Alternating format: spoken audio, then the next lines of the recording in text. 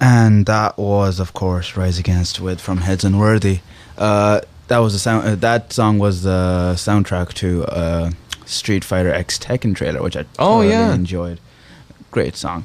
Graham, you have some news about an iOS game. Yeah, we don't normally like iOS device games here, so we don't talk about them. But we do like small studios. Games. We do like small studios. We do. And this is a 2-man studio. 2-man. Yeah, it's called Lonely Few. One member is Rod Green, formerly of BioWare, and the other fella from Pandemic Studios is Young Hao Han.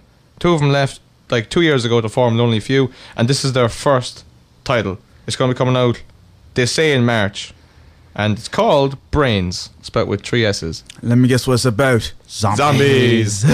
but you aren't trying to escape from zombies. You are the zombies. Oh, you are the zombie. Yeah.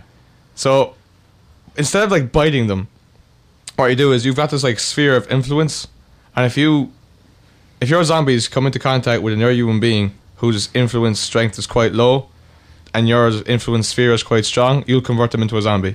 Oh, so okay. like policemen and soldiers are harder to convert, obviously. Yeah. And people who are in politics are harder to convert, but like Civilians are quite easy. It's touchscreen real-time strategy. So it's guard view, and you've got this horde of zombies, and you can control them all at once, or you can separate them, much like a normal RTS, but using touch. And I don't know, it just looks fun going around converting people into zombies, and it's like there's gameplay all over the place. You can see it. There's some events where you come around the corner and then the entire horde's getting shot at immediately. But if you have enough of them, some of them will make it to where the guns are, and then they'll convert the people who are firing the guns into zombies. So and then that way the horde initially gets decreased a huge amount. But if you do make it through, the humans who were there now are your new horde. Yeah, and you continue on with them. Sounds like it would work well with touchscrine. It seems to work very well with touchscreen. I couldn't even imagine doing it with a mouse, to be honest. It would be annoying. A mouse isn't quick enough. Have they given a price point? I haven't seen one though. iOS games are usually only they haven't even got release date. It's late March. They think. Okay. It's only 2 guys, dude. Yeah, sounds good. Jonathan, you have some interesting news about a little game called Killzone 3. Yeah, I'm actually really interested in this, because if this move that Sony are making pays off for them, this could be really cool. So what they're doing is, I was initially way more excited because I thought the way it worked was different to the way it actually works, but it's still pretty cool. Today, going up on the PlayStation Store, or a Magic System. When it updates, in case you go on today and you can't see it. No, it should be updated by now. But the Killzone 3 multiplayer is going up as a trial, and you can play the whole multiplayer for free until you get to whatever rank Sergeant 1 is. I don't know what level in numbers that is, but you can play the multiplayer for free until you do that. And then if you want to buy the multiplayer, it's €15. As a standalone game. You just download it, yeah. And if you buy it, you get a 24-hour double XP bonus. And you don't get them single player? No, you don't get single player. No, it's just like what they're doing is they're selling the multiplayer platform as a standalone game. I think that's a very good idea. Yeah, and they're already doing that on Steam and like on PC. Did you play Killzone 3? Sure, Medal of Honor was 2 separate games, single player, multiplayer on Steam. Yeah. I played the multiplayer beta for Killzone 3. I thought it was pretty cool. The one thing that's actually kind of cool about it, I just want to talk about this really quickly, is that for certain games where you have to like the objective is to like break through a wall or whatever, once one team breaks through a wall, there's like a kind of a cutscene, and the players with the highest score appear in this cutscene with their names over their heads, and you're like, oh, that's me, I'm doing stuff. And then every time you progress a bit further, cutscenes like that happen. I played the multiplayer beta as well, and I found it very enjoyable. I didn't buy the game itself because I didn't think I'd be playing it that much, because I'm not a big first-person shooter fan. But if it's only €15, I think that's a good price. Good. And you get the free trial as well until whatever level Sergeant is. So like everyone should try that out, I think. So you get the free Make a Sergeant shooter person. Do you have to stop playing once you reach Sergeant? I think so, yeah. I think that's the whole catch with it. Why wouldn't you just play it badly then? Deliberately? Because you wouldn't have fun. Is it like is it just a level cap, like in a level cap sounds more realistic. Yeah, it's probably level cap. Once you get there, you can't progress anymore. You stop getting experience, like World of Warcraft. No, but like it's multiplayer, because then they're just pretty much giving you the multiplayer for free if they do that, because it's the whole multiplayer, but then you're stuck at a lower level. That's not that bad. If you want to unlock all the tech trees and all the weapons, I suppose. I think they're just doing it in instead of like just having a timer, then you just get to this level and then you have to stop. I'm assuming that's what happened. Okay. And €15 very reasonable for that as well. Yeah, that's a very good game. Real quick, it's a new game out, right? It's called Dear Esther, right?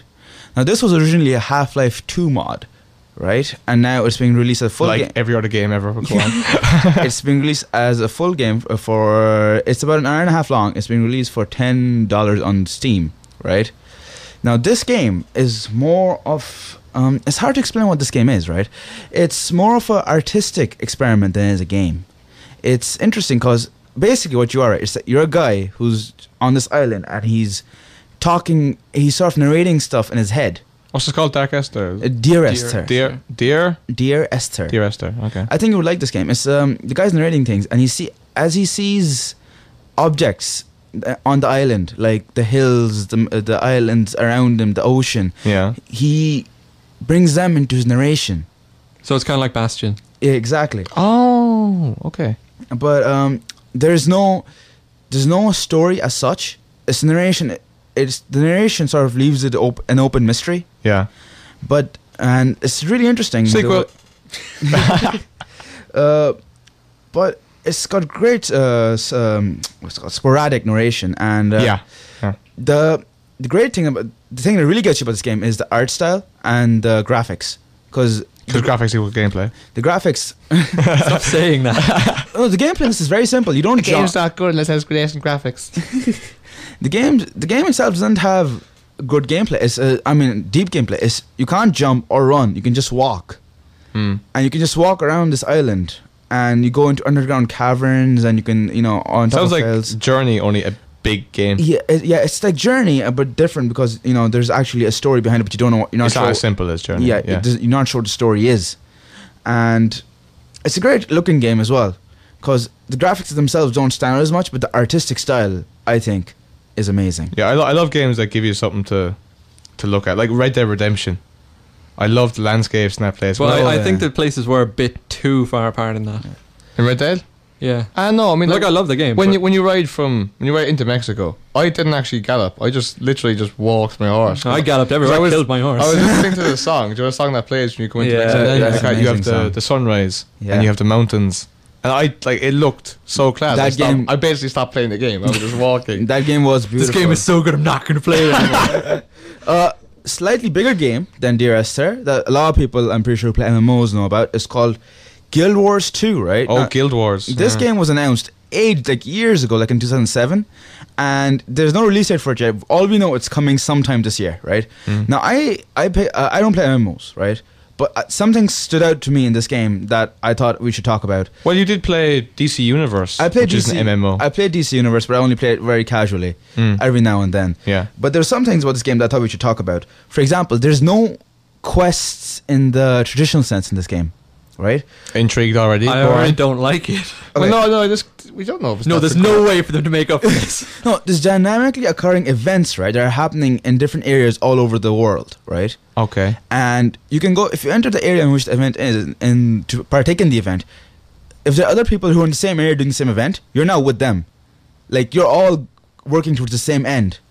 Okay. So you're forming a party sort of as you go. So when you go to an area to do a mission, there's like 5 people there, and you just sort of party up, even though you're not actually a party. That seems like they're kind of forcing you into stuff then. Yeah, that sounds weird. It's interesting, right? And it's interesting, yeah, but I'm afraid of it. World War II is interesting, Mark. You have NPC scouts that'll tell you where stuff is happening and how many people are at something that's happening, right? Yeah. So events and stuff like that. How do all the different numbers of servers consolidate with this new mechanism of playing the game? I have no idea, to be honest. He's not an engineer, Graham. This is a guy talking into a microphone.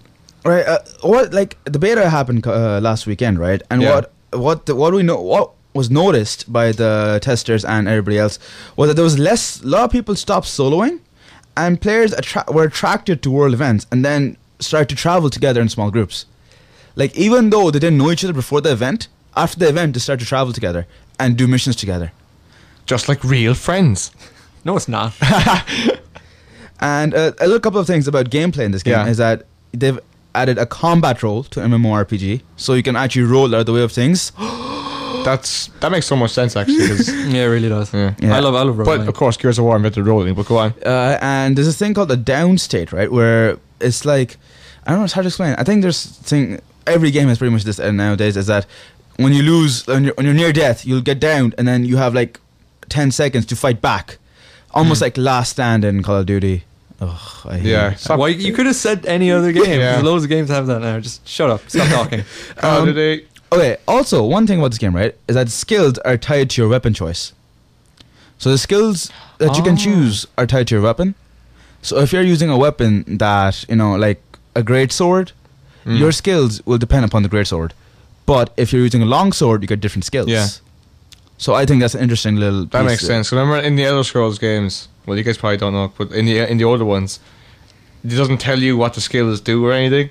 So you might be like attributing loads of skill points to a certain skill, and then when you actually play the game, you find out that it's absolutely useless for what you want to do. That's great conveyance, right there. Brilliant conveyance.